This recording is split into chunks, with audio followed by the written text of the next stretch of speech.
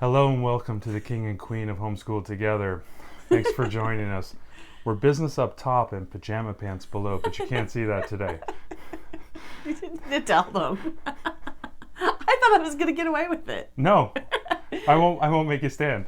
Anyway, so this week we were continuing our around the world journey, and it's our first chance to get out of South America, and we're now in Europe. Yeah. We spent the majority of the last 2.5 weeks. We kind of had some broken up weeks, so it kind of mashed together for about 2 weeks, but we did Scandinavia, the Baltic countries, and Iceland. Yeah, it was super fun. It was. And so like always, we like to have a focus. And so this, 2-week period, we focused on the Northern Lights and Scandinavian folklore. So that was kind of our main focus. Super fun. Yeah, it was. It was very playful. Obviously something very beautiful to look at. Yeah. And so I played well with our younger kids. Actually, for both this the 2-year-old and the 6-year-old. We can take off our crowns now if you want. Well, I mean, we could start with art. This was our art project. It was to make crowns. Crowns?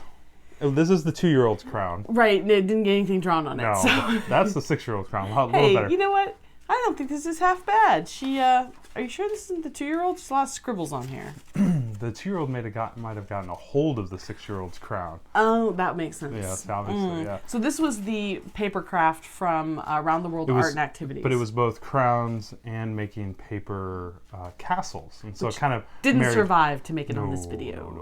No. But they were really fun, all construction paper crafts, which is one of the things we really like about... You can put this in the Homeschool Together tower jewels where they keep all of our jewels.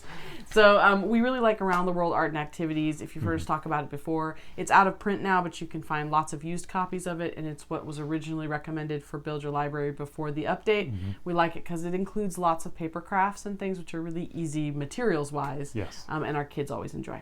Absolutely. So we always like to start with our books, so let's go ahead and get into it.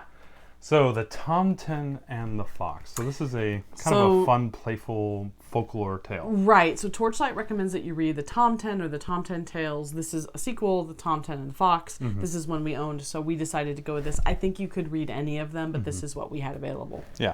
It's a very playful story. A fox is kind of moving through this kind of farm, and everybody thinks he's looking for a meal, and the Tomten is kind of sneaking behind him. It's like a gnome? It's like a gnome, and he's protecting the farm, and he ends up trying to steer the fox away and gives him some food in the end. It's kind of a very playful, but very, very heartwarming tale of kind of like a little mystery, and the Tomten's always in the back, and you can kind of look for him. It's a really fun little story.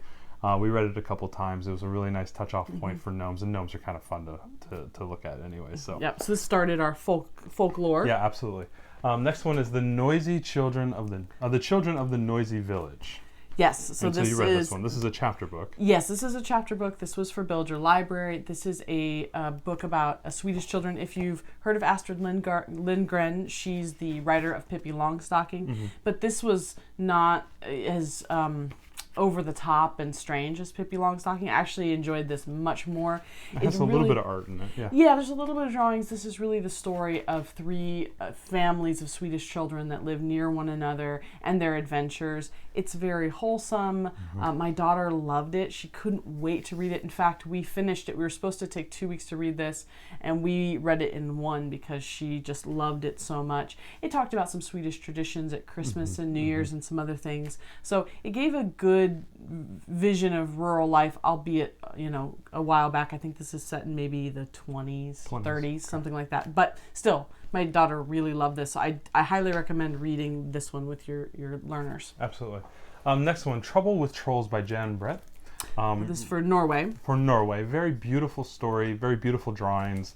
Young girl is trying to climb a mountain, and there's these pesky trolls that keep bothering her and stealing her dog.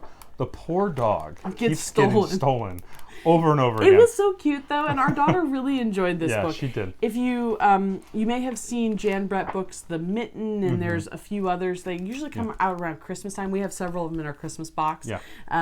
Just always beautiful illustrations, and our daughter really liked it. It's kind of a trickster tale where she kind of tricks the trolls at the end, and it's really cool. I liked it. Yeah, it was just silly and fun, and our daughter really enjoyed it. Absolutely, absolutely. And the next one, this is a very wholesome story called The Camping Trip, and it's about a farmer who has a best friend cat, and the cat talks to him. You got to think about, how he's doing upstairs. The cat's talking to him, but the cat is very playful. He loves his cat, and the cat wants to go on a hike to the mountains, and they want to go camping, and he ends up having to bring the chickens along and everything. And then his neighbor sees him camping out on the front yard of his farm, and he's a little worried about the guy. But it's just a very wholesome story. There's really no antagonist. It was just them going for a camping trip, and it was just kind of a fun story. I was actually waiting for there to be some peril, and it wasn't. It was just a sweet story of a guy, camping with his cat and his chickens. It was just really fun. This is for Sweden, and this is part of the Findus series. There's a number of Findus books. Findus is the cat, yeah. Yeah, there's a number of books about him and his adventures. This happened to be the one that our library had, but if you can't find this one, you can look up other books by this author, Sven Nordqvist, and you can find other Findus books, which all get good ratings. It was a really great book. It was well worth the read. Next one is you have a Boxcar Children. So the mystery of the hidden elves. Right. So they've recently started remaking Boxcar Children mysteries, and so same kids, same ages as they were back in the 1920s, I think, or 30s when the books were originally written. But now they're doing originally Depression era stories, right? I think Something so. Like that, yeah. So now they're going around the world and having adventures, and this is one of. This is part of a fantasy creatures series, and so they're going to Iceland to look for elves. This is a bit above a kindergarten level. I'd say if you're doing this with maybe like a second grader also, that would be perfect. We didn't actually finish this one because it was just a little bit above my daughter's head, but I really enjoyed it and thought it was a very good story. We got halfway through. So I recommend this if you have an older learner. This is a really fun one since it's set in Iceland, and it kind of goes back into mythical creatures. Absolutely. So. Next two books we have are our Exploring Countries books that we've been recommending.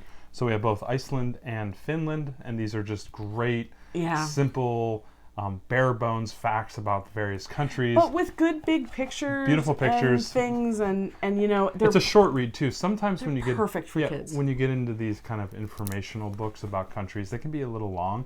These dry. are just a little dry, but these are very short. You can sit down in like a single sitting and read through the whole book, learn a lot about the country, and maybe even have some touch-off points to further learning if you want to do like YouTube videos and stuff like that. Yeah, it's great for finding more videos. We really enjoy these books. So if you can ever find any of these blast-off readers, we get these from the library, so absolutely. Yeah, definitely check them out. Absolutely. Next thing, so in tune with our Northern Lights focus, we got a nice... We'll get the other one here as well. So we wanted to talk about this. These are 2 coffee table books.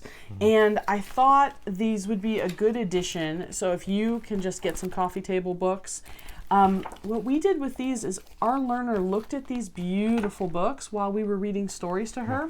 So if we were reading about Iceland, she was looking at this book, or Northern Lights, or this book about Iceland. We liked both of these. We recommend both of them. But just the idea of using beautiful coffee table books as kind of ways to entertain while you're reading, I think is a great idea. And this is a little tweak in the plan that we've done this weekend. It was a really good idea. Right. And we found our daughter looking at these even when we weren't available to read to her. Even the 2-year-old was looking through them. Yeah, so they were really great. So wherever you're going, whatever you're studying, we would recommend just type in just the name into your library search terms. That's what I did for these. And it will immediately pull up coffee table books that are just named whatever the country. And these are both library books. I would definitely recommend doing that because this was really fun. Absolutely. Have extra visuals. Next two is we had a couple movies. We'll go with the first one. Aurora, Fire in the Sky. Not Fire in the Sky, aliens thing. And if you follow the podcast, you know I'm terrified of aliens. No, it's not. But this is Aurora, Fire in the Sky. It's a PBS documentary. PBS documentary, a lot better. So basically they go around the world, north and south, because the Northern Lights and the Southern Lights appear on both hemispheres. Really fun, about an hour long, good informational. Maybe a little bit above my 6-year-old's level. She kind of waned right at the end, but I enjoyed this. And I know if you have a 7-year-old or an 8-year-old that's kind of coming along with the journey, really cool additional education about what the Northern Lights are, how to view them, a little bit of the science behind them, a little bit of history. They went into a lot of indigenous peoples and how they interpreted the Northern Lights, how they incorporated that into their culture. Very interesting, very, very illuminating. A lot of scientists, a lot of female scientists, so it's a really cool thing to see, and we really enjoyed this one. Yeah, it was a really good one. Absolutely. Next one, obviously when you're studying Scandinavian countries, and one of them was Denmark for us, Lego. And so Our daughter is Lego obsessed, so this is the Yeah. Lego Brickumentary. It's narrated by Jason Bateman, which was kind of fun. Yeah. It goes into the full history of Lego, why Lego is an international phenomenon. It shows lots of footage of Denmark, where the main headquarters is. Yeah, a lot of Lego history. Also, a lot of Lego, like the Comic-Con Lego things that they have. The Competitions community and, around yeah. Lego, It was really interesting. yeah, it gave the whole history and just really well done. For if you have kids who love Lego, even if you're not studying Denmark, I would still watch this because our Lego crazy daughter loved it. And again, another thing to check out from the library. So definitely check out the libraries if you need any DVDs or any additional materials. That's what we were able to do here. Right.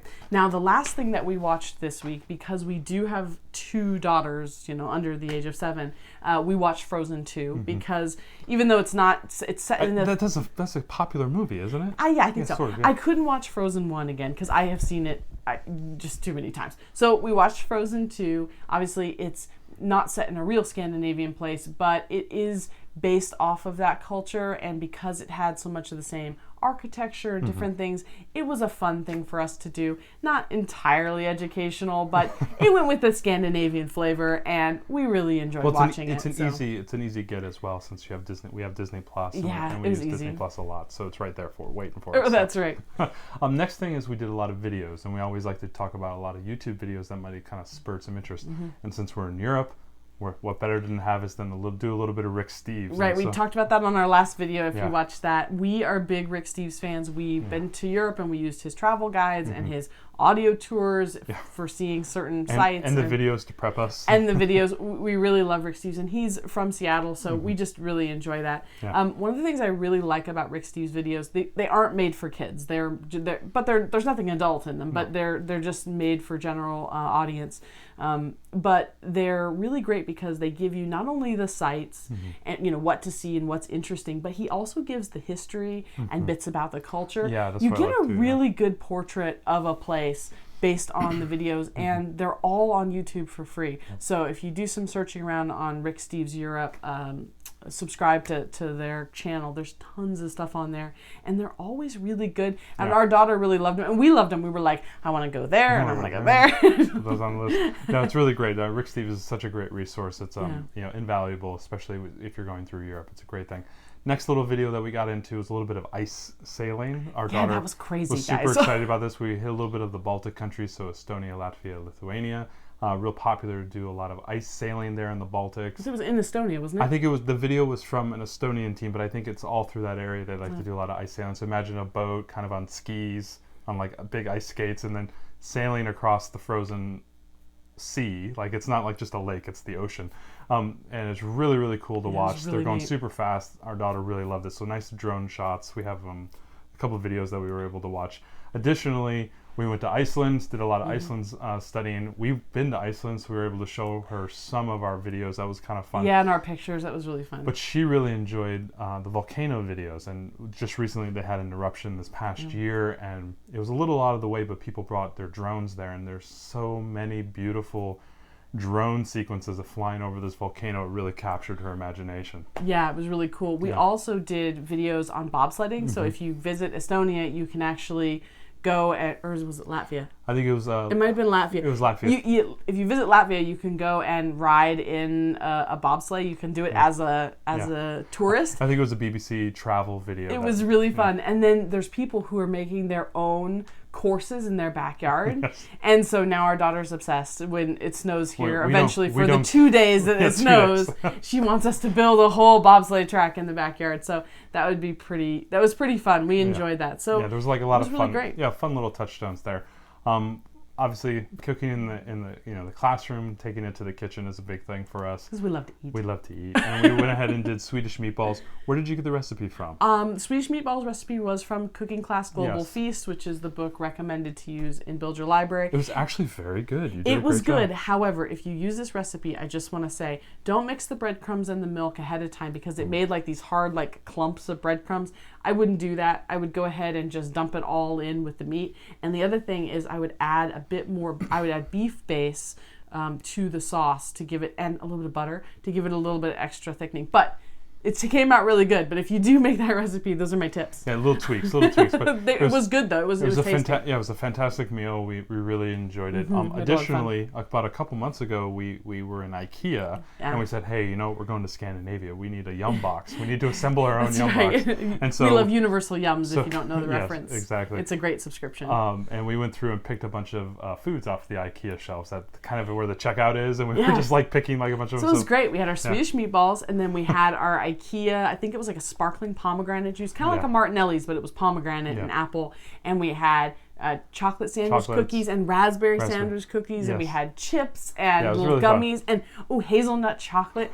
And all the food at IKEA is really cheap, and it's all shelf stable, so you can get it and save it for a couple months until you get there. But we highly recommend it. It was so fun to have all these treats from Sweden. So anyway, it was great. Yeah, it was fantastic. So where are we going next? We're going to the British Isles. I don't know if I'm going to want to leave. I've already got the books. There are so many books. There are so many movies. The crate out in our living room. Wait, there's no more room in the crate. There are so many great, amazing books and movies and videos I want to watch, and I don't know if 2 weeks is going to be enough because Ireland, Scotland, England, Wales. I just don't know if I could do it just 2 weeks, but stick with us because we have a lot of terrific resources to recommend when we finish with it. Yeah, so we're looking forward to it. Hopefully see you in another 2 weeks. We're a little delayed here with this video because we had, life gets in the way. Yeah, a little bit. And so we're going to put this out this week and we'll have another one out in 2 weeks. So. Yeah, but if you want access to a lot of the great resources, even more than we've talked about today, you can check out our resource guide. It should be coming out very soon. We're doing it as we're going to each country, so stick with us. It'll be available. Stick with us when it is available. We'll put the link in the show notes. Yeah, we got to work harder. I know. This is great though because we're finding these books, and when they're good, if the books are not good, we're stripping them out of the resource guide so that we can really just pack in the good stuff for you. So stay tuned. But we're really happy to be able to provide all these great resources for your family. We're going to be eating our way through the aisle, so we'll be back in 2 weeks. We'll probably add a few pounds. We'll see you in a couple of weeks.